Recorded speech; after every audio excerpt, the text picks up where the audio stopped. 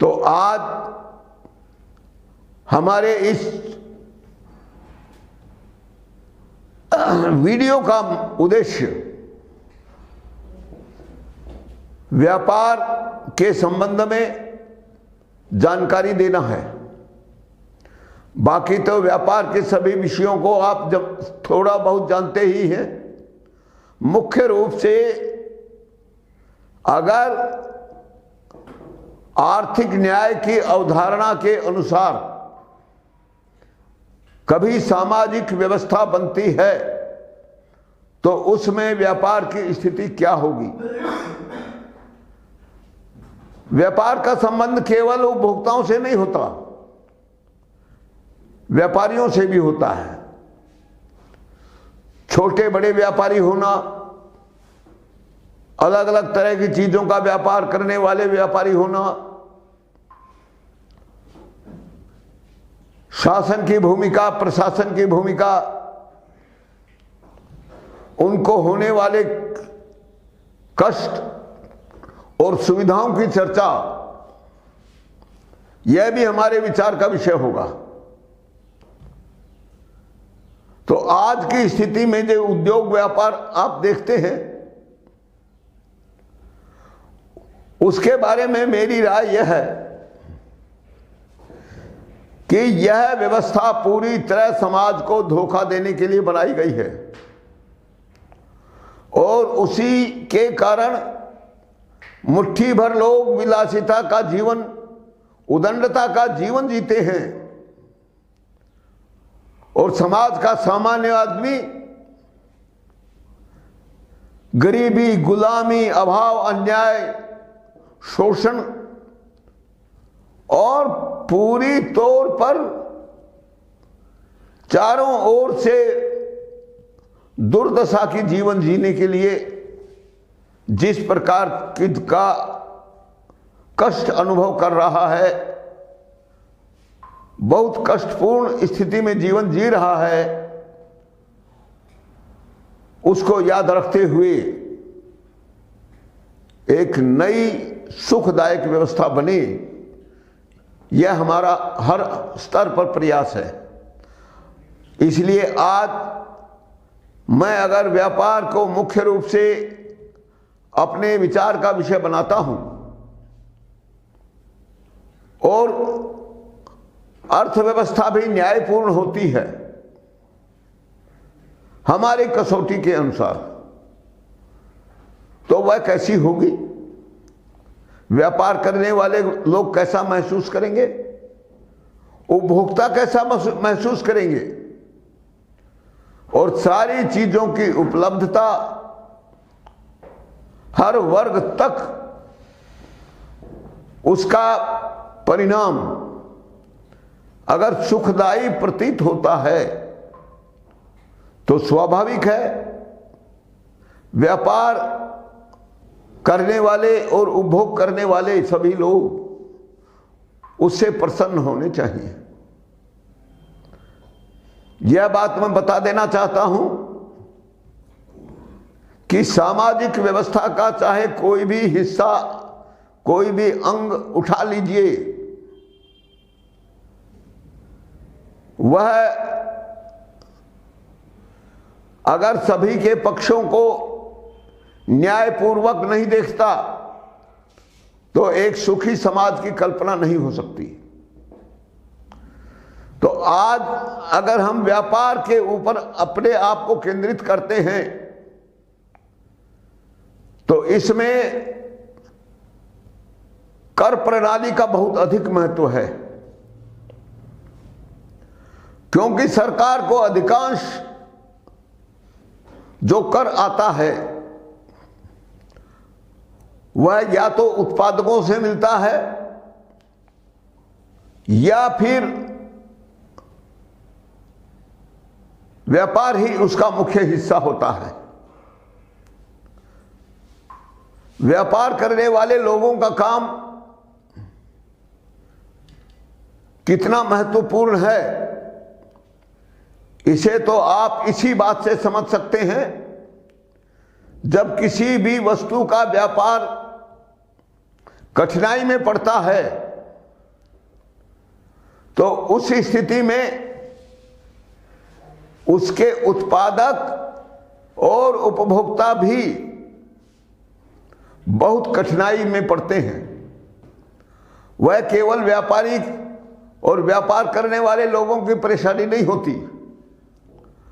और इसीलिए मैं विशेष तौर पर यह बात कहना चाहता हूं, जो लोग येन केन प्रकारेण व्यापार को बदनाम करने की मूर्खता करते रहते हैं, उनके प्रति आप सावधान हो जाएं। यानी अगर कोई बहुत बड़ा विद्वान, बहुत बड़ा राजनेता अगर व्यापारियों को बिचौलिए, दलाल या और भी घटिया शब्दों का प्रयोग करके बदनाम करने की चेष्टा करते हैं, तो मैं उसकी निंदा करता हूं और समाज को सावधान करना चाहता हूं। इस प्रकार के अधकचरे ज्ञानियों को वे संरक्षण न दें, उनकी बातों पर कभी विश्वास न करें, क्योंकि दूसरों को बदनाम करना या उनकी आलोचना करना, जिन्होंने पीढ़ियों से वह काम किया ही नहीं हो, तो उनकी बातें मूर्खतापूर्ण और समाज के साथ षड्यंत्र भी होती हैं। इसलिए व्यापार को भी मैं पूरे सम्मान के साथ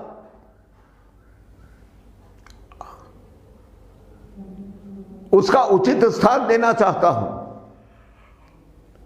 लेकिन इस बात को भी समझ लेना चाहिए, जब षड्यंत्र के आधार पर बनी हुई हमारी यह व्यवस्था खुद गलत है, तो किसी भी सही आदमी को, सच्चे आदमी को व्यापार में सफलता मिलने की संभावना बहुत कम हो जाती है। व्यापार करने वाले लोग यदि बेईमानी करने के लिए मजबूर हो जाएं, झूठ बोलने के लिए मजबूर हो जाएं, अपना पेट चलाने के लिए, अपने व्यापार का अस्तित्व रखने के लिए अगर उनको झूठ बोलना पड़े, तो उन्हें अपराधी कहना गलत हो जाएगा। लेकिन पिछले आजाद भारत में जिस प्रकार का व्यापार व्यवसाय पनपता रहा है, वह लगातार ईमानदारों के लिए दुश्मन और झूठे और मक्कारों के लिए वरदान सिद्ध होता रहा है। मैं इस बात से भी इनकार नहीं करता कि जिस प्रकार सच्चे और झूठे लोग समाज में हर जगह विद्यमान होते हैं, तो व्यापार और व्यवसाय में भी सच्चे और ईमानदार और झूठे और षड्यंत्रकारी दोनों प्रकार के, दोनों प्रवृत्तियों के लोग होते हैं। मेरा झूठे और पाखंडी लोगों के प्रति कोई झुकाव नहीं है, लेकिन वे लोग जो वास्तव में ईमानदारी से व्यवसाय करना चाहते हैं, अपनी सामाजिक जिम्मेदारी को समझते हुए व्यवसाय करना चाहते हैं, उनके मार्ग में कोई बाधा पैदा हो और वह मुंह पर न लाया जाए, तो यह उनके साथ न्याय नहीं होगा। क्योंकि मैं आपको यह बात बताना चाहता हूं कि अपना पेट पालने के लिए कोई भी व्यक्ति चाहे किसी भी प्रकार का रोजगार क्यों न करता हो, वह कृषि करता हो, उद्योग चलाता हो और उपभोक्ताओं और उत्पादकों के बीच कड़ी बनता हो, अर्थात व्यापार करता हो, सब जगह एक पारदर्शिता होनी चाहिए। दुर्भाग्य से आज की व्यवस्था की बागडोर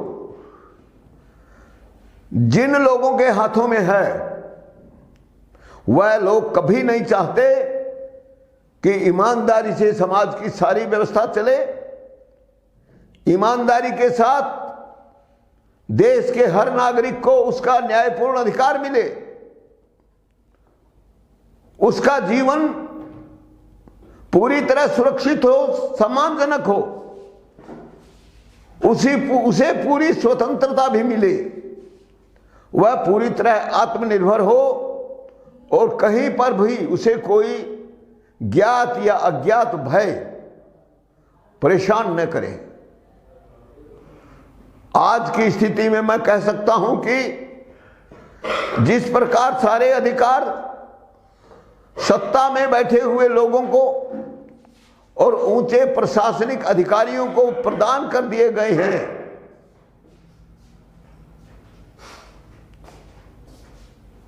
और वे सारी गलत नीतियां और गलत आचरण करने वाले लोग हैं, तो व्यापारी अपने स्तर पर उनका विरोध करके अपना काम नहीं कर सकता।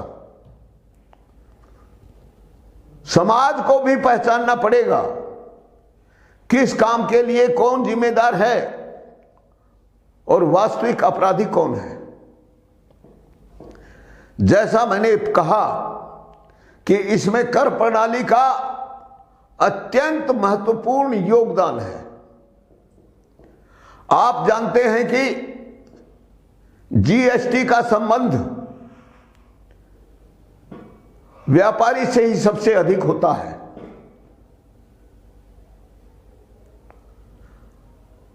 सर्विस करने वाले लोग, चाहे वह निजी क्षेत्र के हों या शासकीय क्षेत्र के, जीएसटी से उनका कोई खास लेना देना नहीं होता। कि जीएसटी ही नहीं, पूरी कर प्रणाली व्यापारी के लिए भारी कठिनाई का कारण बन गई है। और जो काला धन पैदा होता है,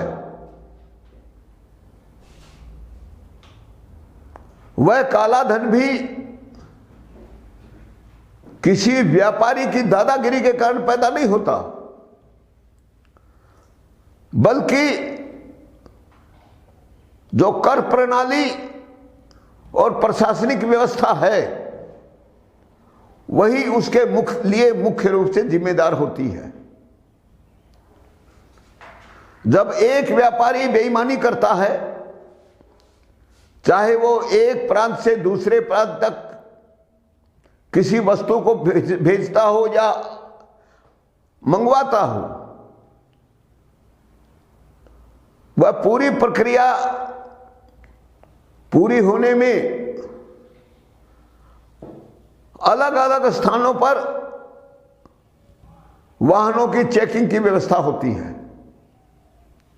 और मैं इस बात को पूरी स्पष्टता के साथ कहना चाहता हूं, अगर शासन और प्रशासन का सहयोग न हो, उनमें कोई मिली भगत न हो, तो यह गलत काम हो ही नहीं सकता।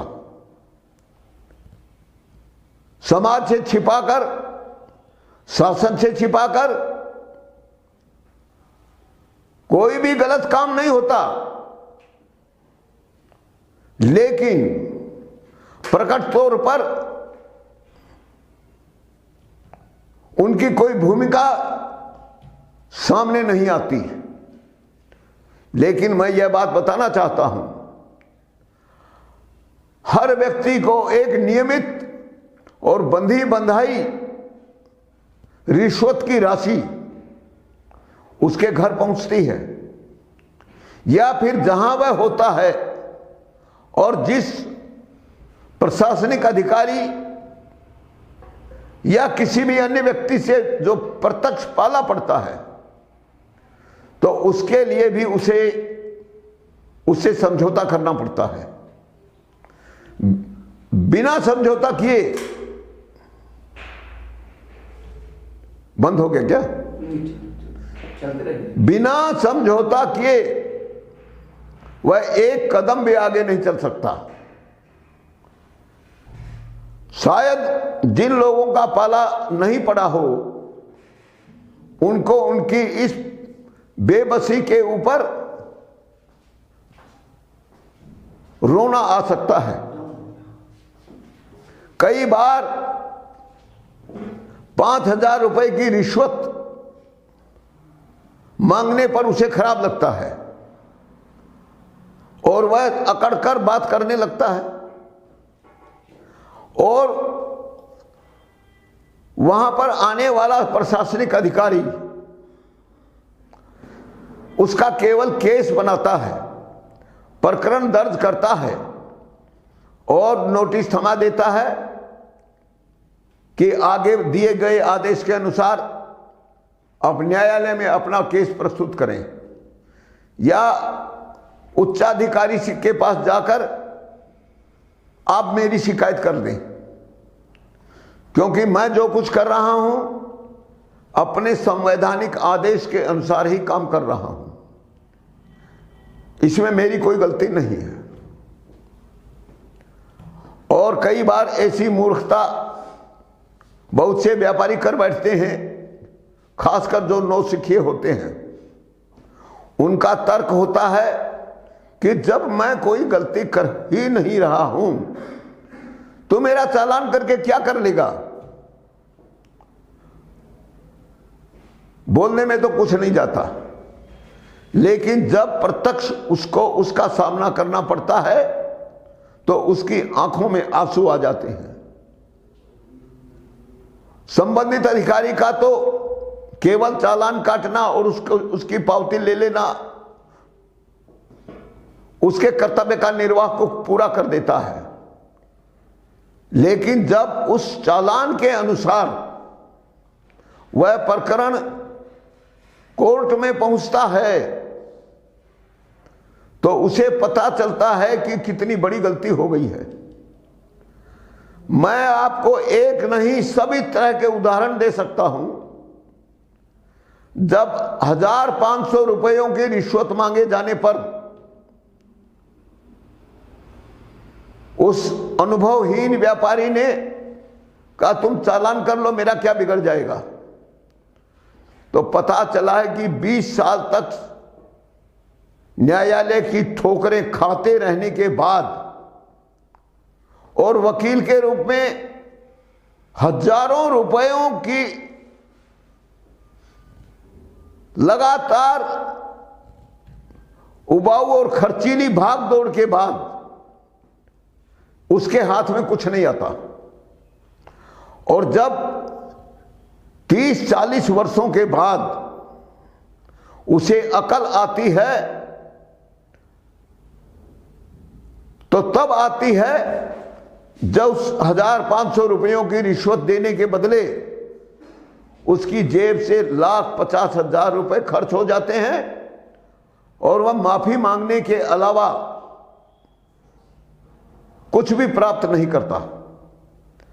कई बार तो दंड का शिकंजा ही उसके चारों ओर इस प्रकार कस जाता है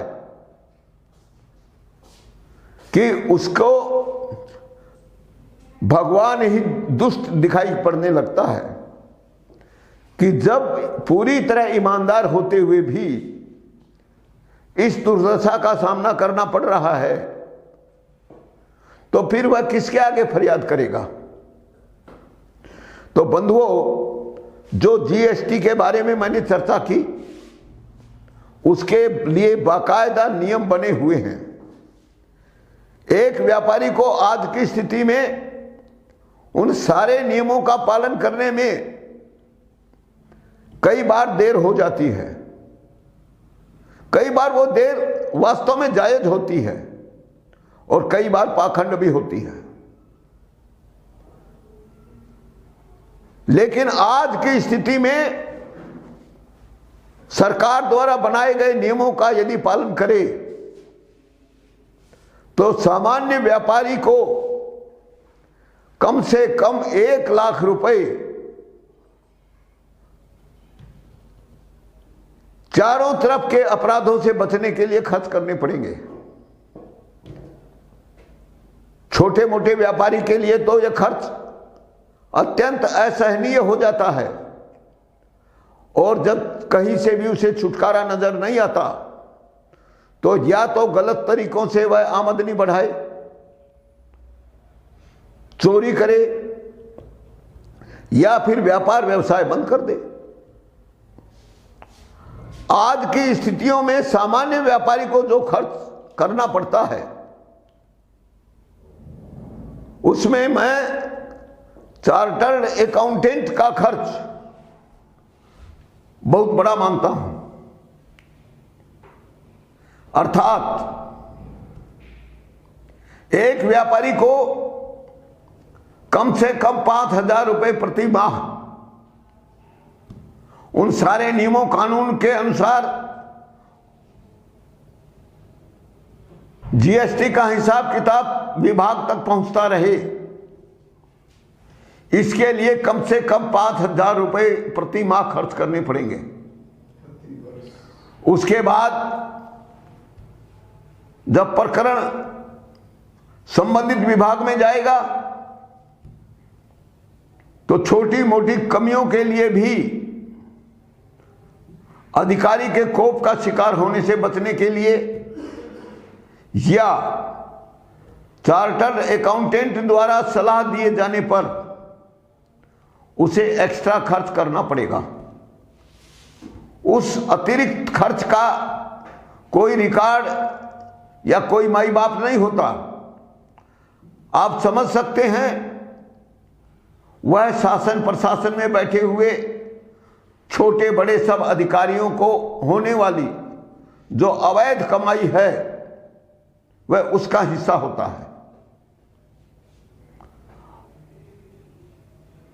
तो मैं आपको कहना चाहता हूं कि आज की कर प्रणाली को न्यायपूर्ण बनाकर हम उद्योग व्यापार या और भी विशाल समाज के विशाल वर्ग को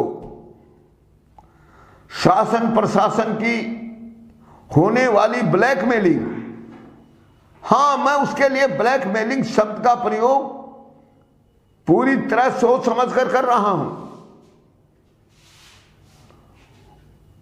उससे मुक्त करने में कोई कठिनाई नहीं होगी। आर्थिक न्याय की दृष्टि से आपने कई बार सुना होगा कि मैं संपत्ति कर के अलावा किसी भी कर को न्यायपूर्ण नहीं मानता। जीएसटी उपभोग की सभी चीजों पर लगता है। जीएसटी उस चीज पर लग ही नहीं सकता जो व्यक्ति के किसी काम न आती हो, क्योंकि व्यापार व्यवसाय से उसका कोई संबंध नहीं होता।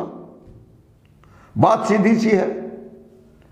और जिस संपत्ति कर की बात मैं कर रहा हूं उस संपत्ति कर का भी जीएसटी से कोई संबंध नहीं होता, आयकर से कोई संबंध नहीं है। और यह संपत्ति कर भारत में अरुण जेटली के वित्त मंत्री बनने से पहले थोड़ी बहुत मात्रा में लगता था, लेकिन जब मोदी जी की सरकार आई और अरुण जेटली वित्त मंत्री बने तो उन्होंने वह परिवर्तन कर दिया जो इससे पहले के वित्त मंत्रियों ने नहीं किया था। अब मेरी कोई अरुण जेटली जी से सीधी कोई बहुत दृढ़ पहचान भी नहीं थी, शत्रुता होने का सवाल नहीं पैदा होता।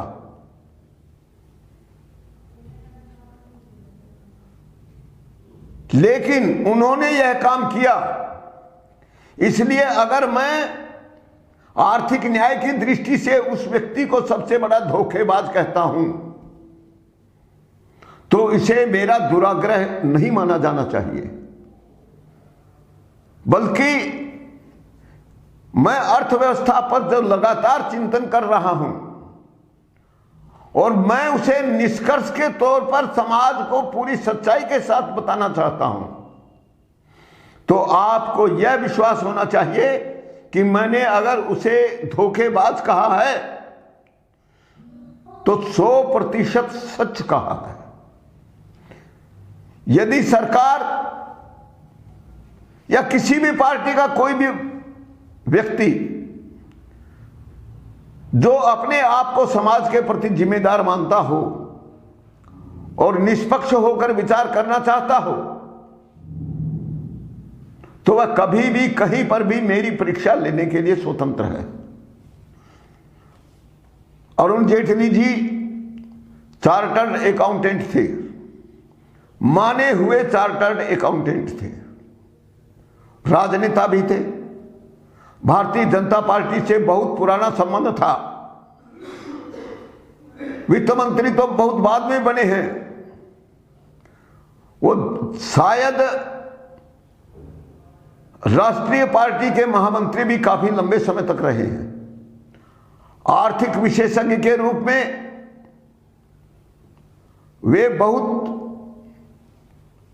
लोकप्रिय व्यक्ति भी रहे हैं उनकी पार्टी की दृष्टि से। और मैं कह सकता हूं कि उन्होंने यह आर्थिक न्याय की दृष्टि से सबसे गलत काम किया। लेकिन महत्वपूर्ण यह भी है कि अरुण जेटली जी को जो अर्थव्यवस्था मिली थी उससे पहले कौन चला चुके थे, प्रमुख व्यक्तियों के नाम कौन कौन से थे, उनके नाम भी मुझे बताने चाहिए। तो लंबी फेहरिस्त न सुनकर मैं डॉक्टर मनमोहन सिंह जी, जो अभी हमारे बीच में कम से कम जिनका अस्तित्व है, अर्थात हमको छोड़कर नहीं गए हैं, और चूंकि वो 88 साल से ज्यादा के हो चुके हैं, इसलिए स्वाभाविक है कि हमारे बीच में कितने समय तक उनका अस्तित्व रहेगा इसका कोई ठिकाना नहीं है।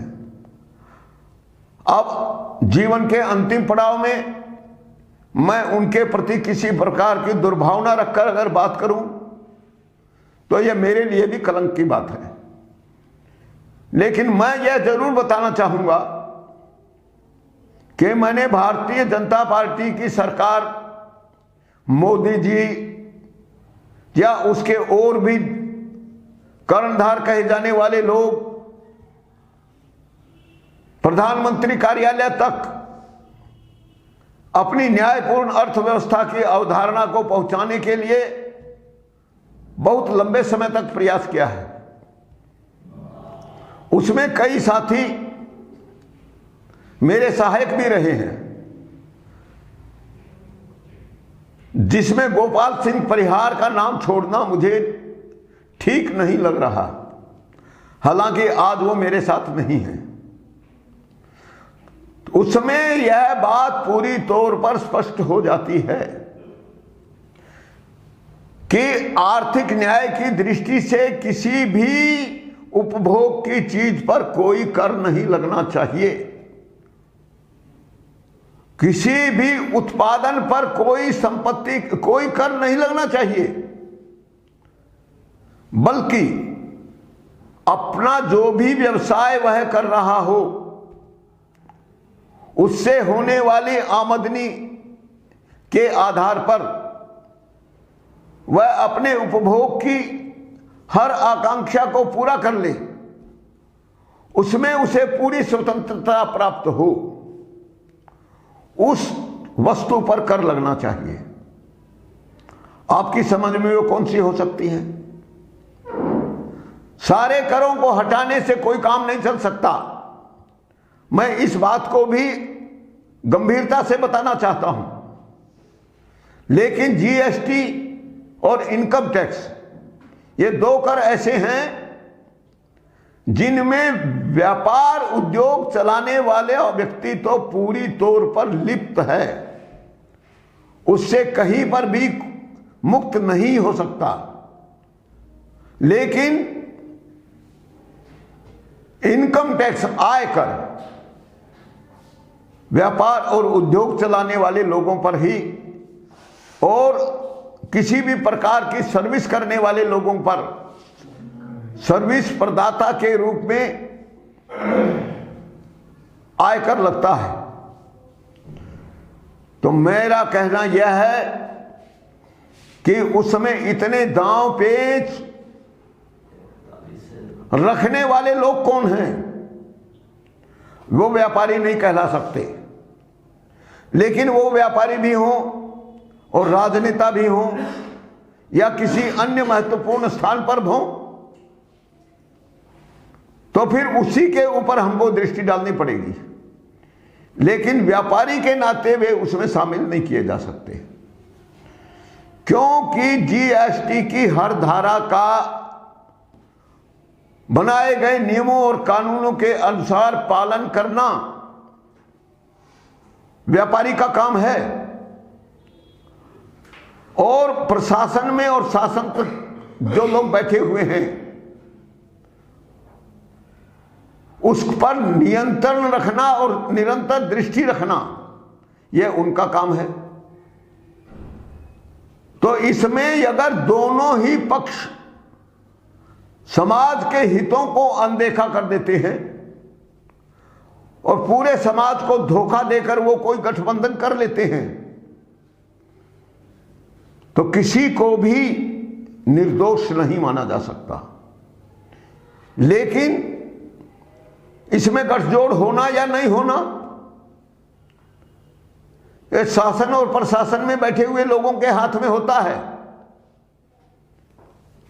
व्यापारी को तो करना ही पड़ेगा, और जब गठजोड़ का प्रस्ताव शासन और प्रशासन के महत्वपूर्ण पदों पर बैठे हुए लोगों की तरफ से आए, तो उसे कुछ मूर्ख व्यापारी, अनुभवहीन व्यापारी अमान्य करते हैं और उसका जीवन दूभर हो जाता है और उन्हें वह अपनी गलती पूरे जीवन भर सालती, दुखदाई बनती रहती है।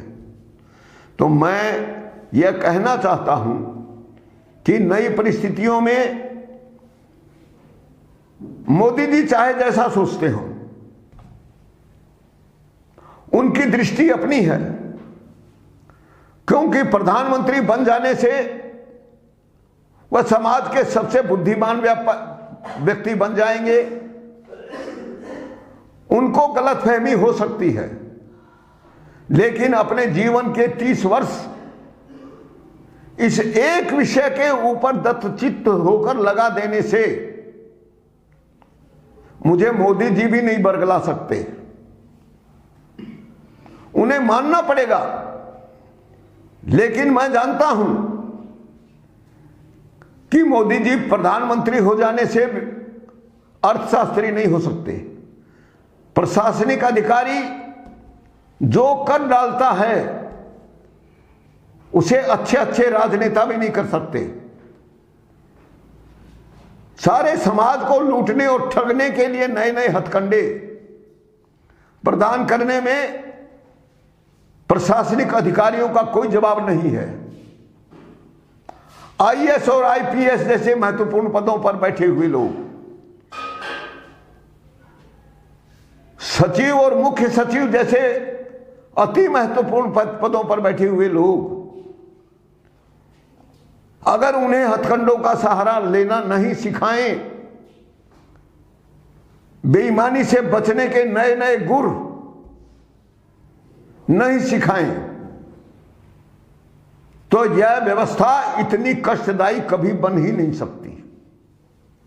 अब जो लोग आईएएस और आईपीएस अधिकारियों को समाज का सबसे विद्वान व्यक्ति समझते हों, सबसे अधिक प्रतिभाशाली व्यक्ति समझते हों तो यह उनकी बेवकूफी है। और यदि इन आईएएस और आईपीएस लोगों को जब रिटायर होने के बाद समाज में कोई भूमिका मिलती है तो ये अपनी उस गलत फहमी का शिकार हो जाते हैं।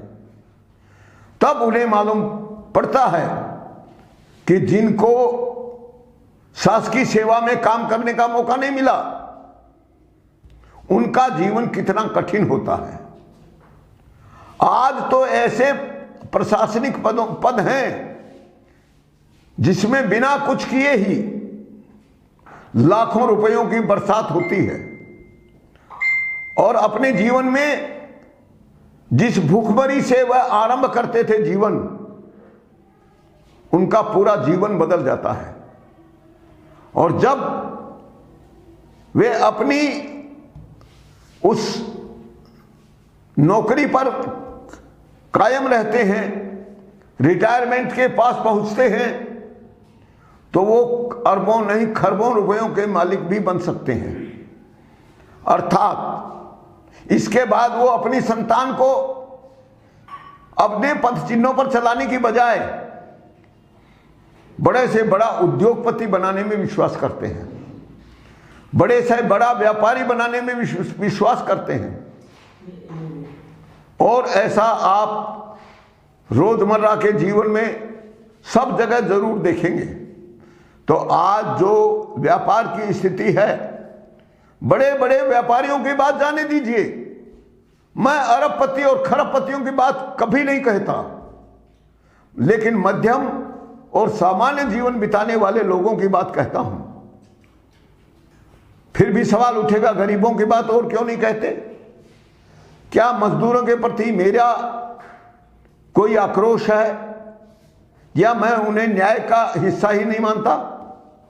यह सोचना भी गलत है, क्योंकि अन्याय के असली शिकार, सबसे ज्यादा शिकार तो वही लोग हैं जो मेहनत मजदूरी के बल पर किसी तरह अपने जीवन की गाड़ी को खींचने का असफल प्रयास कर रहे हैं।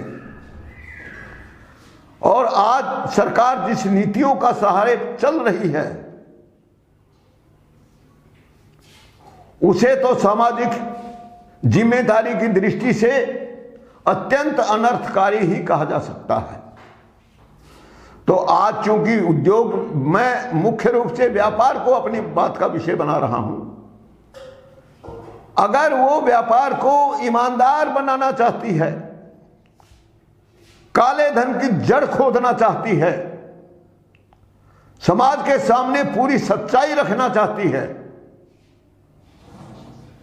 और परम देशभक्त होने का दावा करती है, तो उसे मेरी सलाह है कि जीएसटी को पूरी तौर पर समाप्त कर देना चाहिए।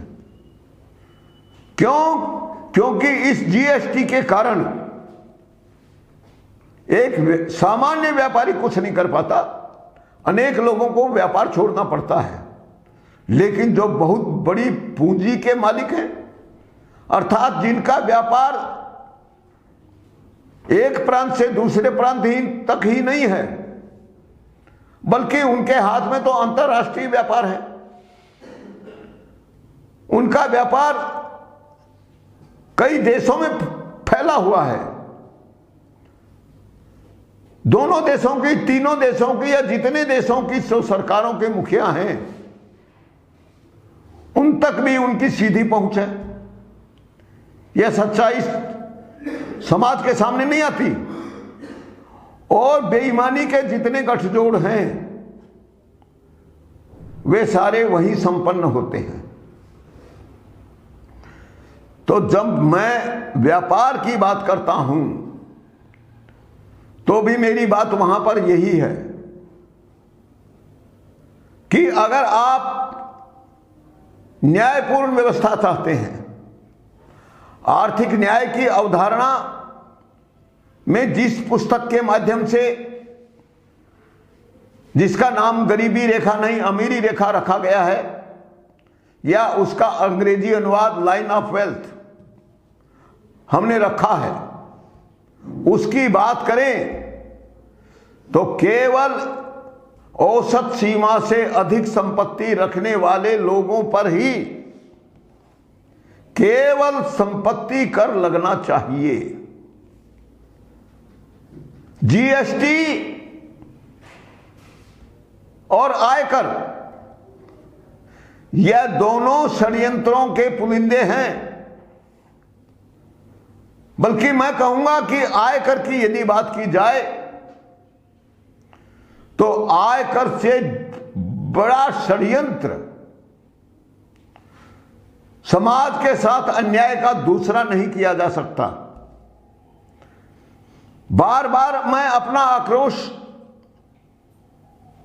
चार्टर्ड अकाउंटेंटों पर रखता आ रहा हूं, क्योंकि चार्टर्ड अकाउंटेंट फर्जीवाड़ा विशेषज्ञ होते हैं और जो जितने फर्जीवाड़ा करने की क्षमता रखते हैं उनकी आय उसी अनुपात में अधिक होती है। और बड़ी बड़ी कंपनियों के प्रकरण जब कोर्ट में जाते हैं तो आप मेरी बात का विश्वास करें तो उसमें शासक, प्रशासक, न्यायपालिका के महत्वपूर्ण लोग, उनके सामान्य कर्मचारी से जहां तक आपका विचार जाता है वे सभी लोग उसमें शामिल होते हैं। इसलिए मैं समाज को भ्रष्टाचार, महंगाई, बेईमानी या जिस प्रकार की भी कठिनाइयों का सामना करना पड़ता है, समाज को मुक्त करने के लिए मेरी सलाह एक ही है कि केवल औसत सीमा से ज्यादा संपत्ति पर कर, संपत्ति और इन आयकर दोनों को एक मानने की गलती आप कभी नहीं करेंगे। यह दोनों एक कभी कहीं पर हैं ही नहीं। और जब सारे टैक्स हटाकर केवल मुट्ठी भर अमीरों की संपत्ति पर संपत्ति कर लगाया जाए तो ये उद्योग व्यापार के बीच आने वाली सारी अड़चनें समाप्त हो जाएंगी। किसी व्यक्ति को जीएसटी का हिसाब बनवाना नहीं पड़ेगा, उसे समय पर प्रशासनिक अधिकारियों तक पहुंचाने की कोई जहमत उसे नहीं उठानी पड़ेगी। बल्कि यदि आप इसे जड़ से समाप्त कर देते हैं तो सरकार के लिए किसी को कोई हिसाब किताब रखने की जरूरत नहीं, कोई बिल वाउचर की बात ही नहीं है, कोई बही खाते की भी बात नहीं है। और यदि इन सब से मुक्ति मिलेगी तो फिर बताइए व्यापार के लिए ही सबसे बड़ी राहत होगी कि नहीं। व्यापार चलाने वाले लोग दुगनी ताकत से व्यापार चला सकेंगे। झूठ बोलने की कोई मजबूरी उनके साथ पास नहीं होगी। और यदि बेईमानी करते हुए पकड़े जाएंगे तो उन्हें दंडित करना समाज को भी अच्छा लगेगा। लेकिन आज जब कोई व्यक्ति पकड़ा जाता है तो समाज के ऊपर उसकी ज्यादा प्रतिक्रिया नहीं होती, क्योंकि वह अपराधी हो भी सकता है और अपराधी नहीं भी हो सकता। जब निरपराध व्यक्ति न्यायालय से दंडित होता है तो फिर यह बात भी समाज के सामने चली जाती है कि एक शातिर अपराधी भी वहां से सम्मानित होकर, निर्दोष होकर छूट सकता है। और यह बताइए, यह कलंक वर्तमान न्यायपालिका के माथे पर भी लग रहा है या नहीं। यानी दंडित किसे और को होना चाहिए, दंडित कोई और हो रहा है। फिर वह व्यापारी हो, वह किसान हो, वह प्रशासनिक अधिकारी हो, वह उपभोक्ता हो या कोई भी रोजगार चलाने वाला व्यक्ति हो, उससे क्या फर्क पड़ेगा। अगर हम पूरे समाज को एक पारिवारिक इकाई के रूप में नहीं देखते तो हमारी दृष्टि विकृत है, और इस विकार को दूर करने का रास्ता वही आर्थिक न्याय है। आप व्यक्तिगत रूप से चाहे जो भी क्यों न करते हो, वह तो करना आवश्यक है, मैं उसे गलत नहीं मानूंगा, लेकिन आप ऐसे धंधों को कानूनी मान्यता प्रदान करें जो केवल फर्जीवाड़ा करने के लिए बनाए गए हों। ऐसे नियमों को मान्यता दें जो शासन और प्रशासन को मनमानी करने की पूरी छूट देती हो, लेकिन गलती करने पर दंडित भी नहीं करती हो। तो क्या आप उसे समाज के लिए अच्छा कहेंगे? यदि कोई तर्क आपके पास हो तो हम अपने श्रोताओं से निवेदन करते हैं कि वे सारे निष्पक्ष होकर इस पर विचार करें। हमारा सीधा प्रस्ताव है, औसत सीमा से ज्यादा संपत्ति रखने वाले लोग मेरे आकलन के अनुसार 0.1% से ज्यादा नहीं है, यानी 140 करोड़ लोगों में 14 लाख। फिर वो व्यापार करते हों, वे उद्योग चलाते हों, वे राजनीति करते हों, वो प्रशासन में काम करते हों, वो कोई सर्विस देते हों, मजदूर हों, इससे कोई फर्क नहीं पड़ता। इससे उसकी कोई सही या गलत की पहचान नहीं बनती। और यदि हमारी व्यवस्था अपराधी को दंडित नहीं करती और एक भी निरपराध के गले में दंड का फंदा लगा देती है तो उसे न्यायपूर्ण नहीं माना जा सकता, और उससे समाज में जो आत्मीयता, जो विश्वास, जो प्रेम और पूरकता की बात हम लोग दोहराते हैं, वह उद्देश्य कभी पूरा नहीं हो सकता। मैं किसी प्रकार के पक्षपात की बात नहीं कहूंगा, मैं अन्याय की बात ही कहूंगा कि अन्याय को समाप्त करेंगे तो समाज से सब प्रकार की विकृतियां समाप्त होंगी और एक सुंदर और सुखी समाज बनेगा। और इसके लिए आपको केवल और केवल संपत्ति कर लगाना चाहिए, बाकी सारे कर अनैतिक हैं। और इनका शिकार आज की स्थिति में सबसे ज्यादा व्यापारी हो रहा है। तो फिर सवाल एक और रह जाता है कि व्यापारी इसका विरोध क्यों नहीं करते? वहां पर भी वही संकट है। आज मुट्ठी भर अरबपति खरबपति, उनके लिए सारे व्यवसाय और धंधे खुले हुए हैं, क्योंकि उनके पास बेशुमार दौलत है, पूंजी है। इसलिए किसी भी प्रकार का संकट पहली बार तो उनके पास आता ही नहीं है, क्योंकि शासन और प्रशासन में बैठे हुए लोग कानूनों से ऊपर उठकर उनका संरक्षण करते रहते हैं। और व्यापार चलाने वाले लोगों में भी यूनियनें हैं, उनके संगठन बने हुए हैं, और उन संगठनों में या तो प्रमुख पद या उन सबका संरक्षक उस व्यक्ति को बनाया जाता है जो शासक और प्रशासक लोगों पर अपनी बात थोपने का अधिकार रखते हैं, और उनकी बात को कभी खारिज नहीं किया जाता, खारिज करने की हिम्मत ही नहीं है।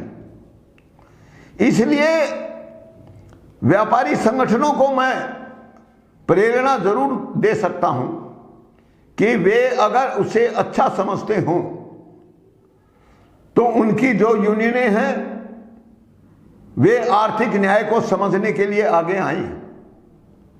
इतना मैं विश्वास दिलाता हूं कि इन सबसे ऊंचे पदों पर बैठे हुए लोगों को छोड़कर कोई भी व्यक्ति आर्थिक न्याय की जो अवधारणा है, जो व्यवस्था उससे बनेगी, उससे कोई भी व्यक्ति दुखी नहीं हो सकता। हमारे आर्थिक न्याय का अंतिम चरण यही है कि हमारी अर्थव्यवस्था से जो शुद्ध लाभ होता है, वह शुद्ध लाभ देश के सारे नागरिकों में बिना भेदभाव के बंटना चाहिए। और यदि वह भेदभाव रहित न्याय के आधार पर वितरित होता रहे तो समाज में एक भी विकृति खड़ी नहीं हो सकती, वह पैदा ही नहीं हो सकती। क्यों? क्योंकि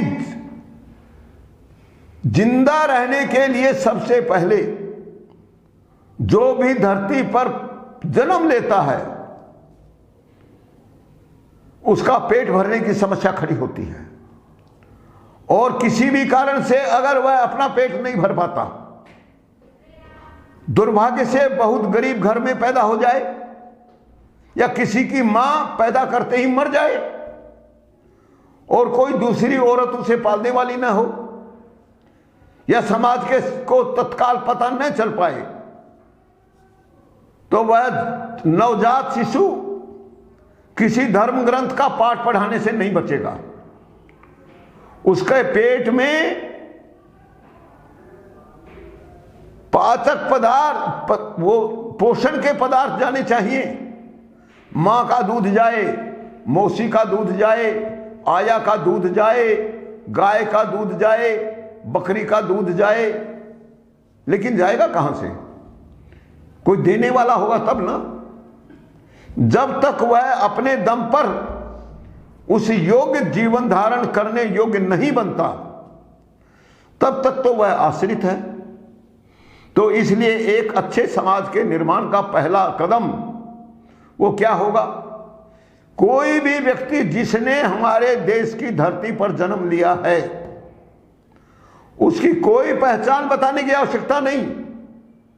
और जब तक वह जीवन की अंतिम सांस गिनता रहे, तब तक उसे आर्थिक अभाव का सामना नहीं करना पड़े। और यह केवल हर व्यक्ति को लाभांश देने पर ही संभव है। उसके लिए किसी उम्र की, किसी समझदारी की पैदा होने के इंतजार करने की आवश्यकता नहीं। वह उसे तत्काल सम्मान पूर्वक मिले। और आर्थिक न्याय की जो सोच है वह इसी पर टिकी है। व्यापारी है, कर्मचारी है, उद्योगपति है, प्रशासनिक अधिकारी है, शासन में बैठा हुआ है, सब जगह ईमानदारों की जरूरत है। और समाज में ऐसे ईमानदार होते रहते हैं। राजनीति में भी कुछ नाम हैं जिनकी ईमानदारी पर कोई संदेह नहीं पैदा होता, लेकिन आज उनकी संख्या घटती जा रही है। क्योंकि हमारी जो अर्थव्यवस्था है वह न्याय से लगातार दूर होती जा रही है। धन का अति केंद्रीकरण निरंतर हो रहा है, जबकि धन का केंद्रीकरण ही समाप्त होना चाहिए। लेकिन यह सरकार नहीं करना चाहती, यह विपक्ष नहीं करना चाहता, और इसका दोषारोपण दूसरे लोगों पर किया जाता है। कुछ लोग अगर यह कहते हैं कि अगर हर व्यक्ति को पैदा होते ही 10,000 रुपए लाभांश के रूप में मिलेगा तो काम कौन करेगा? मैं कहूंगा काम कौन करेगा, इसका उत्तर मैं अवश्य दूंगा। लेकिन बंधुओं, अब समय काफी हो गया है। मेरा कहना इतना ही है, आज व्यापार भी बेईमानी का बहुत बड़ा अड्डा है, इस आरोप को मैं स्वीकार करता हूं। लेकिन यह आरोप व्यक्ति पर नहीं लगता, यह आरोप व्यवस्था पर लगता है।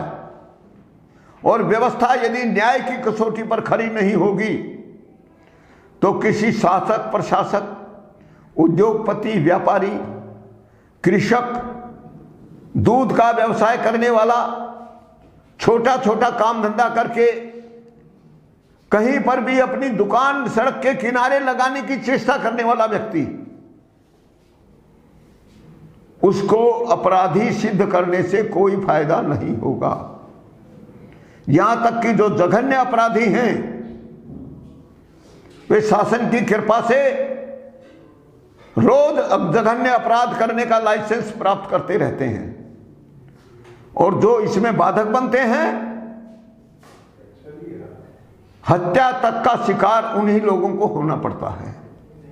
इसलिए बंधुओं, मैं फिर से इस बात को कहना चाहता हूं, आज हमने व्यापार को अपना विषय चुना था,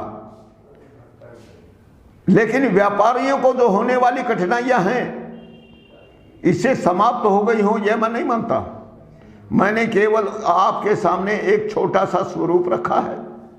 आशा है आप स्वस्थ चित्त होकर निष्पक्ष भाव से इसके सभी पहलुओं पर विचार करेंगे, और आपको यदि यह अच्छा लगे तो आप हमारे चैनल को सब्सक्राइब करना न भूलें।